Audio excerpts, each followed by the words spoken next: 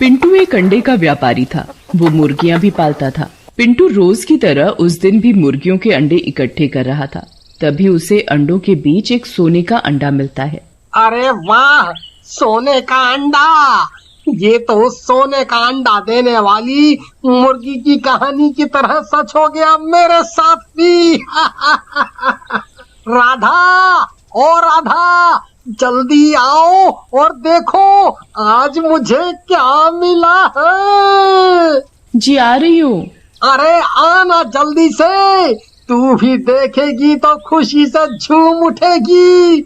राधा जल्दी जल्दी घर से बाहर आती है और मुर्गियां जहाँ रखी रहती हैं वहाँ पहुँचती है। अरे क्यों इतना गला फाड़ रहे थे? अब बताओ ऐसा क्या हीरे तुम्हारे हाथ लग गए जो तुम्हें 2 मिनट भी सब्र नहीं हो रहा? अरे बात ही कुछ ऐसी है मेरी जलेबी बाई। फिर पिंटू राधा को सोने का अंडा दिखाता है। ये देख, क्यों रह गई ना आंखें फटी की फटी।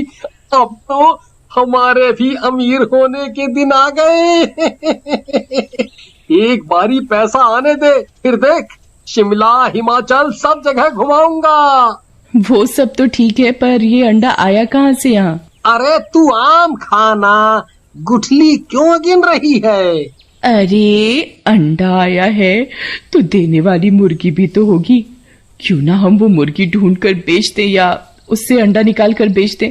अरे बेवकूफ, वो कहानी का अंत नहीं देखा क्या? सोने का अंडा भी जाएगा और मुर्गी भी है। और अगर किसी को पता लग गया कि हमारे पास ऐसी कोई मुर्गी भी है तो डाका और पड़ जाएगा हमारे घर में। तो क्या करें फिर? इस सोने के अंडे को संभाल के रख देते हैं जब तक कि ये फूटने लायक ना हो जाए। क्या पता सोने के अंडे में से सोने की मुर्गी ही निकल जाए, ये भी तो हो सकता है? हाँ, ये तो तुमने 1 नंबर की बात की। हो तो तुम स्मार्ट, बट देखने में ही भोंदू लगते हो। फिर राधा उस अंडे को संभाल कर रख देती है। अब तो हम भी माला माल होने वाले हैं। क्यों ना मैं ये बात साहूकार को बता के रखूं। इस दिन भी सोने की मुर्गी इस अंडे में से निकलेगी। मैं तुरंत अच्छे दामों में बेच दूंगा। फिर रात को राधा सो जाती है, पर पिंटू अपने ख्वाब में ही जग रहा होता है। तभी राधा की आंख खुलती है। अरे तुम सोए नहीं अब तक? ऊपर से ये लाइट जलाकर रखी है, आधी रात गए। सोना नहीं है क्या? सवेरे काम पर नहीं जाना?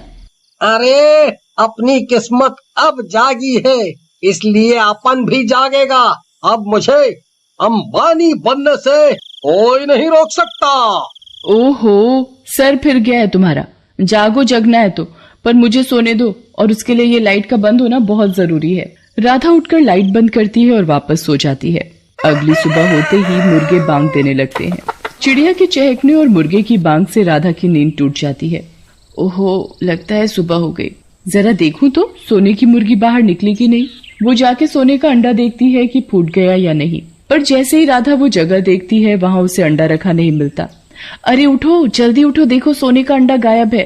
पिंटू रात भर जागता रहा और भोरम भोर सोया तो उसकी नींद नहीं टूट रही थी। क्या है, सोने दे मुझे। तो रात भर खर्राटे लगा के सो रही थी और अब मेरी नींद खराब कर रही है। अरे आलस कुमार, उठकर देखो, सोने का अंडा गायब है।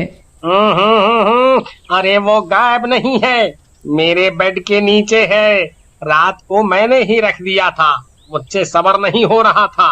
हद है तुम्हारी भी। अंडे से मुर्गी तो अपने हिसाब से निकलेगी, वो भी चूजा होगा। राधा उस अंडे को फिर से उठाकर रख देती है। ये खबर उनके एक पड़ोसी को पता चल जाती है। अरे वाह, सोने का अंडा, भला ये कैसा होता होगा? लखन अब एक मौके की तलाश में था। इधर दोपहर हो चली, पर पिंटू अभी तक सोकर नहीं उठा। आज सारे अंडे उठाने को पड़े हैं, बेचने को पड़े हैं, और ये आदमी है कि घोड़े बेचकर सो रहा है। राधा गुस्से में बाल्टी भरकर पानी लाती है और सोते हुए पिंटू के ऊपर डाल देती है। पिंटू भड़बड़ा कर उठता है। क्या हुआ, क्या हुआ? सोने की मुर्गी निकल आई क्या? है सोने का अंडा फूट गया क्या? अंडे का पता नहीं, पर मेरे कर्म जरूर फूट गए हैं तुमसे शादी करके। राधा पिंटू को जबरदस्ती उठाकर मुर्गी घर में ले जाती है रोज का काम करवाने।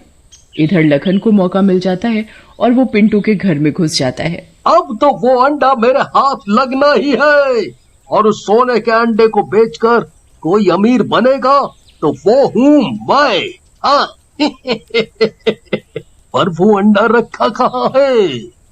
लखन सोने का अंडा ढूंढना शुरू करता है, कभी बेड के नीचे तो कभी गेट के पीछे। आखिरकार उसे वो अंडा मिल ही जाता है। चलो, मिल ही गया। देर आए पर दुरुस्त आए। लखन सोने का अंडा लेकर पिंटू के घर से चुपचाप निकल ही रहा था कि राधा घर में आ जाती है। चोर चोर चोर! लखन राधा की आवाज सुनकर भागने की कोशिश करता है। तभी राधा उसके हाथ में सोने का अंडा देखती है। राधा डंडा उठाती है और लखन की पीठ पर 2-4 मारती है। क्यों रे, मेरे घर में आकर मुझसे म्याऊं? दे मेरा अंडा, वरना वापस मैं शोर मचा दूंगी कि तू मेरे घर में चोरी करने आए है। अरे चोरी कैसे? अगर तू सबको चिल्ला के बुलाएगी तो मैं भी सबको बताऊंगा इस अंडे के बारे में। अगर मेरा नहीं तो तेरा भी नहीं। राधा एक पल को सोच में पड़ जाती है। तभी पिंटू पीछे से आता है और लखन के हाथ से अंडा छीनने लगता है। छोड़ दे सोने के अंडे को, इस पर सिर्फ मेरा अधिकार है। छीन छान में सोने का अंडा फर्श पर जोर से गिर पड़ता है और उसमें से एक सुनहरे रंग का पक्षी निकलता है जिसके पंख भी होते हैं। अरे आ गई मेरी सोने की मुर्गी। ये मुर्गी नहीं, कुछ और जानवर है। जो भी है, ये सुनहरी है, मानो खरा सोना हो। अब मैं इसे बाजार में बेचने जाऊंगी। जैसे ही तीनों उसे पकड़ने के लिए आगे बढ़ते हैं, वो मुंह से आग के गोले फेंकने लगता है, क्योंकि वो कोई आम पक्षी नहीं बल्कि एक डायनासोर था।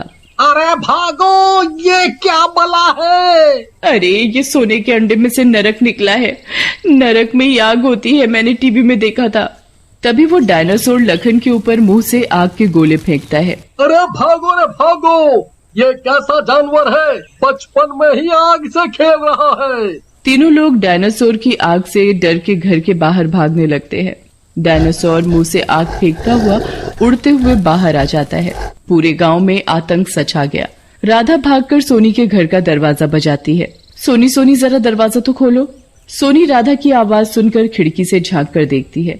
अरे बाप रे, ये इतना बड़ा उड़ने वाला पक्षी कौन है? ऊपर से मुंह से आग फेंक रहा है। सोनी दरवाजा तो खोलती नहीं, उल्टा खिड़की के दरवाजे भी बंद कर देती है। राधा माफ कर दे, मैं तेरी कोई मदद नहीं कर सकती। वहाँ से कोई मदद ना पाकर राधा चौधराइन के घर जाती है। अरे कोई तो मेरी मदद करो, वरना वो नरक मुझे और मेरे पति को संभालेगा अपनी आग में।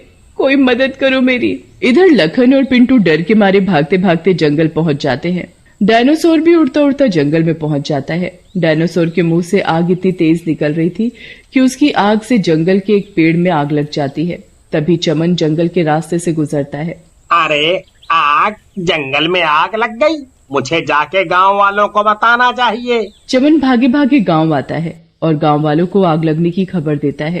अरे भैया, मेरी तो बकरियां जंगल में चर रही थीं, कहीं वो ना जल जाएं। सोहिल बिना एक भी सेकंड गवाए जंगल की ओर भागता है। अरे भाई साहब, मैं तो चूल्हे पर खाना बनाती हूँ, जंगल जल गया तो मैं लकड़ियाँ कहाँ से लाऊंगी? वो भी भागने लगती है लकड़ियाँ लाने। इधर जंगल में लखन और पिंटू अपनी जान बचाकर एक गुफा में छुप जाते हैं। डायनासोर गुस्से में उन दोनों को ढूंढ रहा था। धीरे धीरे जंगल में आग फैलने लगती है। एक पेड़ से दूसरा पेड़, एक झाड़ी से दूसरी झाड़ी। देखते ही देखते आग काफी जंगल को दहला देती है। भगवान, मैं क्या करूं? सबको अपनी अपनी पड़ी है। किसी को बकरी गाय की चिंता है, किसी को लकड़ियों की। पर वहाँ मेरा पति, मेरा सुहाग खतरे में है। कैसे बचाऊं उन्हें? भगवान जी, इतनी पूजा करी है आपकी, इतने व्रत रखे हैं, कोई तो सुझाव डालो दिमाग में। फिर राधा को एक सुझाव आता है। राधा भागी भागी अपने घर जाती है। मेरा फोन कहाँ है? फोन कहाँ रखा था मैंने? राधा जल्दी जल्दी अपना फोन ढूंढ रही होती है। कभी तकिया के नीचे, कभी रसोई में जाकर देखती है। कुछ देर ढूंढने पर उसे उसका फोन मिल जाता है। अब मैं आग बुझाने वाली गाड़ी का नंबर ढूंढूं जरा। गूगल पर तो सब मिलता है, वैसे भी हर मर्ज की दवा मिल जाती है इंटरनेट पर, तो ये नंबर भी मिलेगा ही। राधा इंटरनेट से नंबर ढूंढकर फायर ब्रिगेड बुलाती है फोन करके। कुछ ही देर में सायरन बजाती हुई फायर ब्रिगेड आ जाती है। गाड़ी से 2 गार्ड निकलते हैं और जंगल में आग बुझाने लगते हैं। बौछार अपनी ओर आता देख डायनासोर की नजर उस गाड़ी पर जाती है। डायनासोर गुर्राने लगता है और तेज तेज आग उगलने लगता है। फायर ब्रिगेडियर डायनो के मुंह पर लगातार पानी मारते रहते हैं, जिससे उसे सांस लेने की भी फुर्सत नहीं मिलती। परेशान होकर वो आसमान में ऊंचा उड़ने लगता है और उड़ते उड़ते पता नहीं कहाँ चला जाता है। पिंटू दोबारा कभी सोने के अंडे के लालच में नहीं पड़ता और ईमानदारी से अपना काम करने लग जाता है।